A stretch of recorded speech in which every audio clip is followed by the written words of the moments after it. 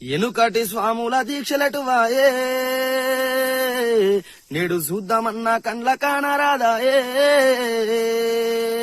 ఆనాడు ఏ ఊళ్ళో మాల వేసినా గాని ఊరవతలా ఉన్న గుడికాన్నే ఉండేది ఊరవతలా ఉన్న గుడికాన్నే ఉండేది ఊరవతలా ఉన్న గుడికాన్నే ఉండేది వారానికోసారి ఇంటికొచ్చినా గాని ఇంటి బయట నుండే పని సక్క పెట్టేది ఇంటి బయట నుండి పని సక్క పెట్టేది ఇంటి బయట నుండి పని సక్క పెట్టేది అమ్మాయి వచ్చి పలకరించిన గాని స్వామి అంటూ అడుగు దూరం ఉండేది స్వామి అంటూ అడుగు దూరం ఉండేది స్వామి అంటూ అడుగు దూరం ఉండేది ఆలి అక్క చెల్లి మాట్లాడవచ్చిన మాతాని తలదించి మాట్లాడి వచ్చేది మాతాని తలదించి మాట్లాడి వచ్చేది మాతాని తలదించి మాట్లాడి వచ్చేది మాల ఉందన్న భయమేమి లేదు తల్లిదండ్రన్న మర్యాద లేదు మాల ఉందన్న భయమేమి లేదు తల్లిదండ్రుల మర్యాద లేదు పడికి ముందట పూజకొస్తుర్రు పూజకొచ్చిన ఫోనులుంటుండ్రు పడికి ముందర పూజకొస్తుర్రు పూజకొచ్చిన ఫోనులు సుర్రు అల్ప అంటే ముంగటుంటుర్రు భజన అంటే వెనకదడుతుర్రు వెనకటి స్వాముల దీక్షలెటువాయే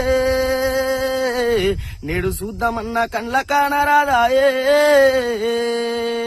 ఏ స్వామి ఇంట్లో భిక్ష అయినా గాని పొద్దంతా పని చేసిపోయేది స్వాములు పొద్దంతా పని చేసిపోయేది స్వాములు పొద్దంతా పని చేసిపోయేది స్వాములు